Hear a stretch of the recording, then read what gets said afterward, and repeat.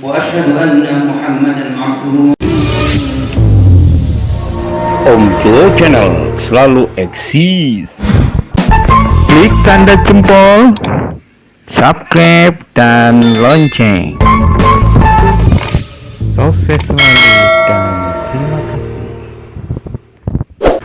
Edisi 22 April 2022 atau bertepatan dengan 20 Ramadan 1443 Hijriah. Mari kita sama-sama melaksanakan Jumat, melaksanakan sholat Jumat, dan berikut ini adalah rekaman khutbah Jumat. Check it out.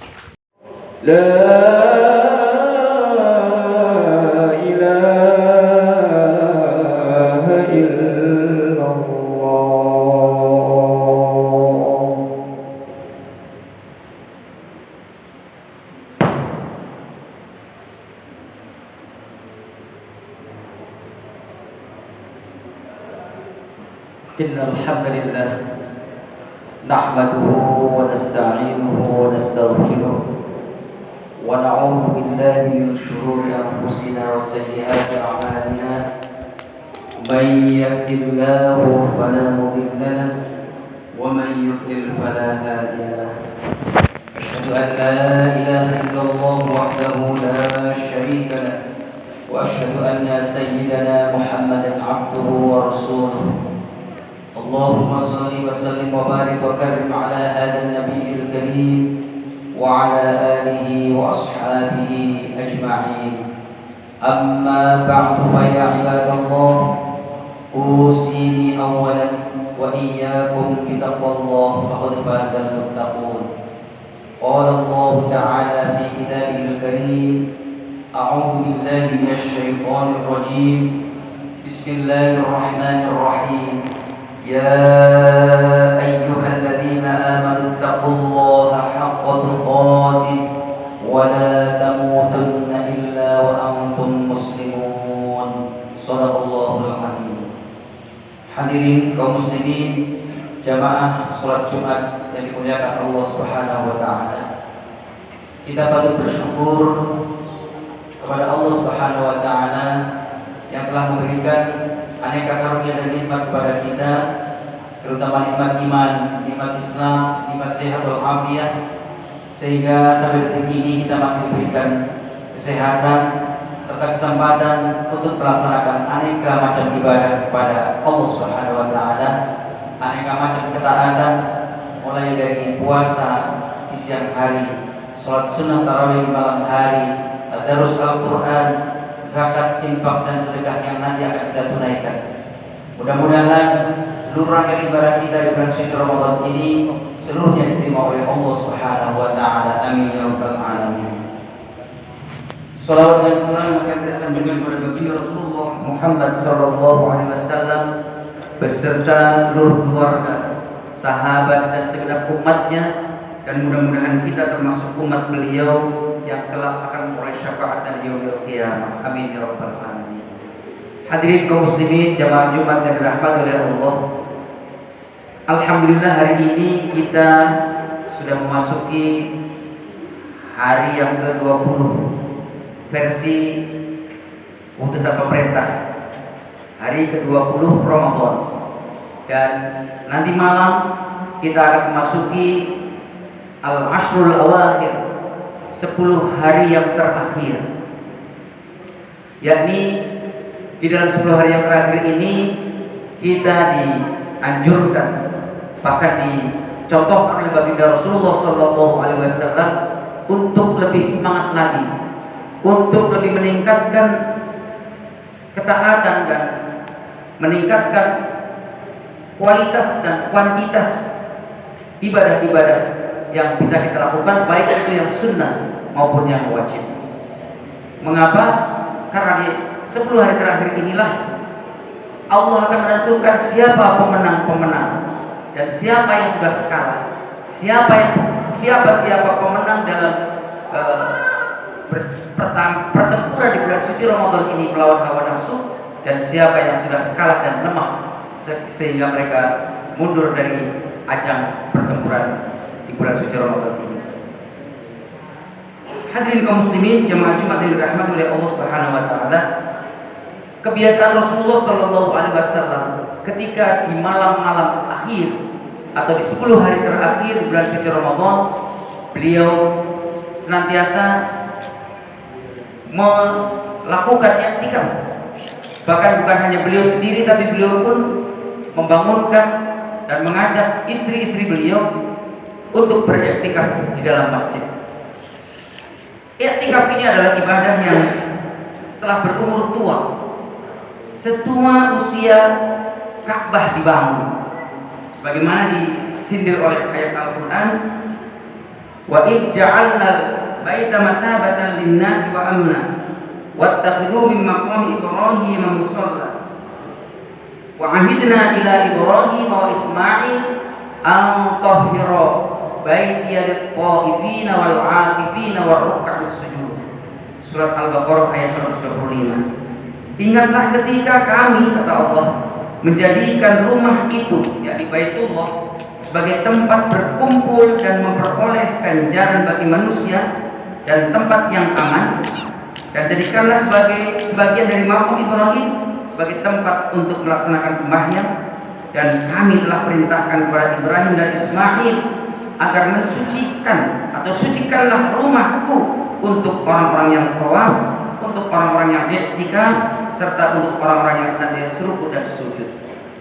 Jadi perintah i'tikaf itu adalah perintah yang sudah cukup lama, setua usia Ka'bah al-Musharrafah. Apa itu i'tikaf? I'tikaf menurut bahasa adalah al-lubthu wal iqamah, diam atau duduk sebentar, atau menegakkan amalan-amalan ketaatan atau ibadah kepada Allah Subhanahu wa taala, atau tinggal dan berhenti sejenak, sebagaimana disebutkan di dalam surat Al-Baqarah 187, wala tubashiruhunna wa antum 'akifuna fil masajid, dan janganlah kamu mencampuri mereka, maksudnya mereka itu adalah istri-istri, sedang kamu sedang berada atau sedang diam, sedang mendirikan ibadah di dalam masjid atau beriktikaf. Jadi iktikaf itu diam, berdiam diri, kemudian dengan niat untuk melaksanakan iktikaf dengan waktu seminimal mungkin atau selama mungkin duduk di dalam masjid. Itulah iktikaf. Oleh karena itu, ketika kita setiap kali kita mau memasuki masjid, maka berniatlah untuk iktikaf. Maka sejak kita masuk dan berada di dalam masjid, apapun yang kita lakukan, duduk kita itu dinilai sebagai ibadah kepada Allah Subhanahu wa taala. Hadirin kaum muslimin, jemaah Jumat yang dirahmati oleh Allah Subhanahu wa taala. Menurut istilah iktikaf itu sebagaimana diungkapkan antara lain oleh di dalam mazhab Hanafi misalnya disebutkan, iktikaf huwa al-lubthu fil masjid alladhi tuqamu fihi al-jamaah ma'a niyatil iktikaf. Kalau Imam dalam mazhab Hanafi, iktikaf itu harus dilakukan di masjid yang dimana masjid itu digunakan untuk sholat Jumat, untuk sholat jamaah. Oleh karena itu, kalau orang beriktikaf di musola, di mana musola itu hanya dipakai untuk sholat 5 waktu, tidak dipakai untuk sholat Jumat, maka menurut mazhab Hanafi itu tidak sah iktikaf di musola. Kata beliau, al-lubthu ruknu wan niyatu min syurutihi. Duduknya, diamnya di dalam masjid itu adalah rukun, sementara niatnya adalah di antara syarat-syarat untuk melaksanakan iktikaf. Sedangkan menurut Imam Asy-Syafi'i, iktikaf itu adalah al-lubthu fil masjid biniyatin.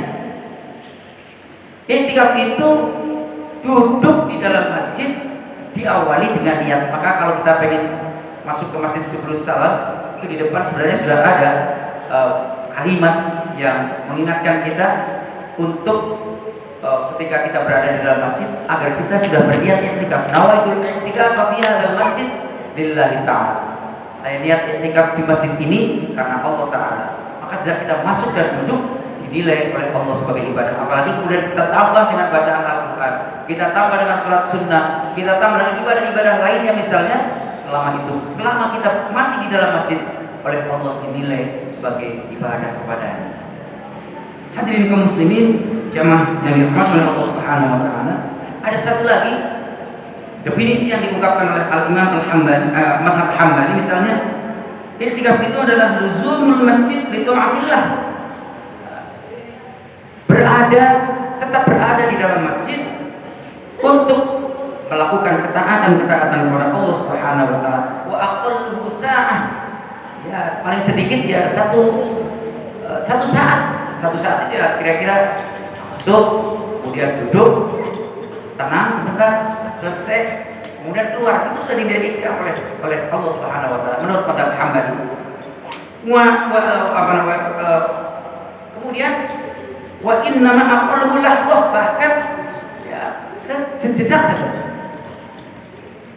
Jadi menurut mazhab Hanabilah, wa aqalluhu sa'ah au aqalluhu lahqah, sejenak saja. Kalau paling banyak berapa terserah kita, mau 1 malam atau 1 hari 1 malam atau mau 1 jam, terserah kita sesuai kemampuan kita untuk berada di dalam masjid.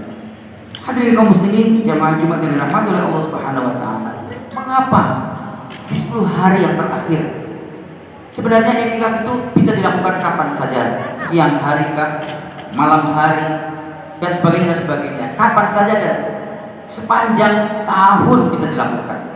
Akan tetapi Rasulullah SAW lebih menekankan agar i'tikaf itu dilakukan di 10 hari yang terakhir.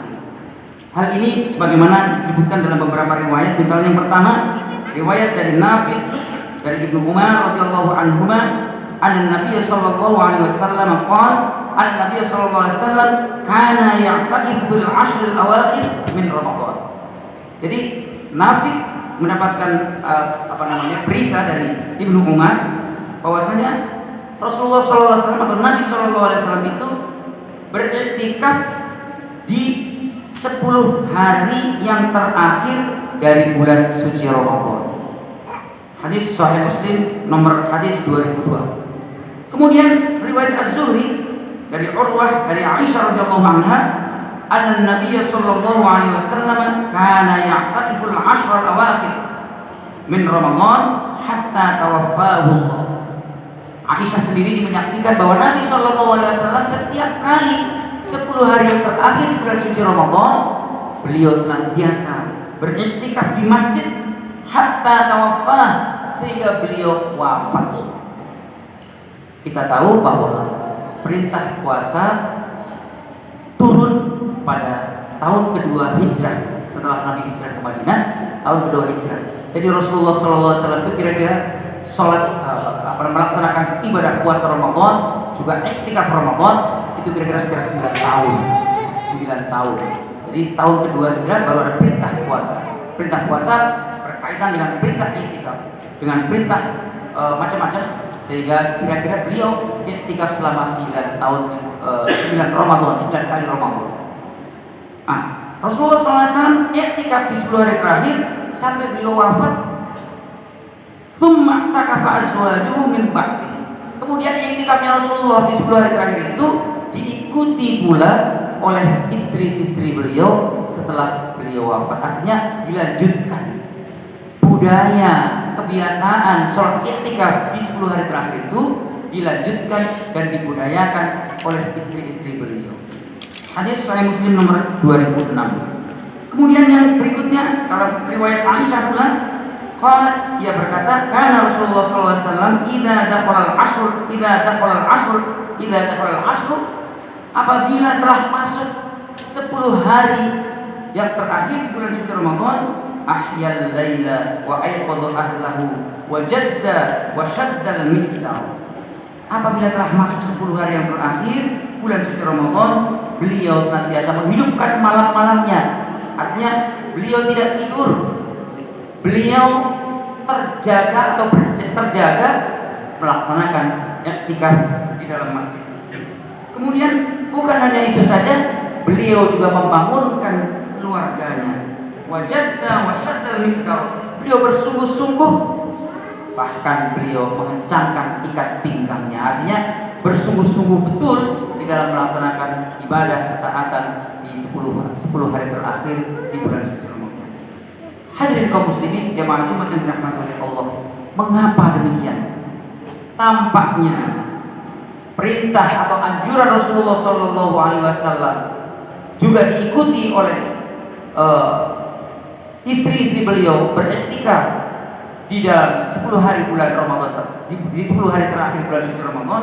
Tampaknya ini adalah dilatar belakangi oleh informasi bahwa akan datangnya malam Qadar. Malam Qadar itu datangnya di malam likuran, malam-malam ganjil di bulan suci Ramadan di 10 hari yang terakhir.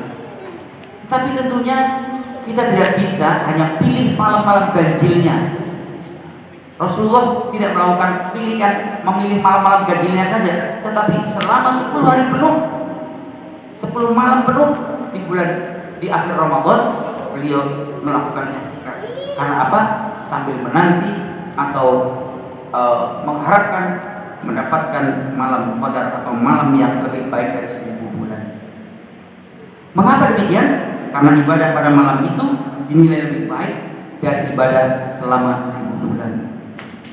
Malam Qadar itu tentu ditunggu-tunggu oleh kita, ditunggu-tunggu oleh orang-orang yang beriman, ditunggu-tunggu kehadirannya setiap kita, bahkan setiap muslim mendambakan agar mendapatkan kebahagiaan dengan berjumpanya atau mendapatkannya malam-malam Qadar. Karena apa? Karena dengan demikian ketika kita sedang melaksanakan ibadah, maka ibadah kita dinilai seperti ibadah orang yang beribadah selama 83 tahun. Hadirin kaum muslimin jemaah Jumat yang dirahmati oleh Allah, untuk itu kita perlu membiasakan, kita perlu melatih diri di akhir-akhir bulan suci Ramadan, terutama di 10 hari terakhir. Di samping menanti-nanti datangnya Lailatul Qadar, juga kita berupaya melalui i'tikaf atau melalui amal ketaatan dalam 10 hari yang terakhir ini. Untuk apa? Sebagaimana diungkapkan oleh Syekh Wahbah As-Suhaili di dalam Al-Fiqhul Islam wa Adillatuh juz 3 halaman 123, beliau mengatakan bahwa di antara yang diajarkan Rasulullah SAW untuk melaksanakan i'tikaf, untuk melaksanakan zikir, untuk melaksanakan aneka ibadah di 10 hari terakhir adalah, kata beliau, untuk apa? Safa'ul qalbi bi muraqabatir rabbi, untuk membeningkan, untuk membersih sucikan hati kita dengan cara mendekatkan diri kepada zat atau kepada Allah, kepada Rabb yang Maha Agung. Lalu yang kedua, kita berupaya dan berlatih diri untuk apa? Al-iqbal wal inqita' ilal ibadah, al-iqbal wal inqita' min syawaghilid dunya wa a'maliha. Mencoba berlatih untuk menghadap hanya kepada Allah, lalu memutuskan segala macam aktivitas dan pikiran duniawi selama 10 hari. Bukan selama 10 hari juga tidak siang malam, malamnya aja, tidak semalam suntuk pun. Katakanlah 1 jam 2 jam. Coba lepaskan segala pikiran yang berkaitan dengan duniawi. Supaya apa? Supaya hati kita menjadi tenang. Kemudian berikutnya kata Syekh Wahbah As-Suhaili, wa musalliman nafsi ilal maula, menyerahkan diri atau jiwa kita kepada Allah Subhanahu wa taala, wal i'timad ala karamihi wal wuquf bi babi, kemudian berpegang teguh atau memegang teguh ala karamihi wal wuquf bi babi, berharap kita memegang teguh kemuliaan-kemuliaannya, kepada kemuliaan-kemuliaan Allah, dan berdiri di depan pintu rahmat. Inilah di antara manfaat i'tikaf yang dianjurkan oleh baginda Rasulullah sallallahu alaihi wasallam, bahkan beliau sendiri mencontohkan kepada umatnya. Oleh karena itu mudah-mudahan kita diberikan kemampuan, diberikan kesempatan untuk bisa membeningkan hati nurani kita melalui muraqabah, mendekatkan diri pada Allah Subhanahu wa taala, melalui memutus sejenak pikiran-pikiran dan aktivitas kita, aktivitas duniawi untuk apa? Untuk mendekatkan diri pula kepada Allah serta menyerahkan jiwa raga kita hanya kepada Allah Subhanahu wa taala. Amin ya rabbal alamin. Barakallahu li wa lakum fil Qur'anil azim wa nafa'ani wa iyyakum bima fihi minal ayati wal dzikril hakim wa taqabbal minni wa minkum tilawatahu innahu huwal ghafurur rahim. Om Jowo Channel selalu eksis.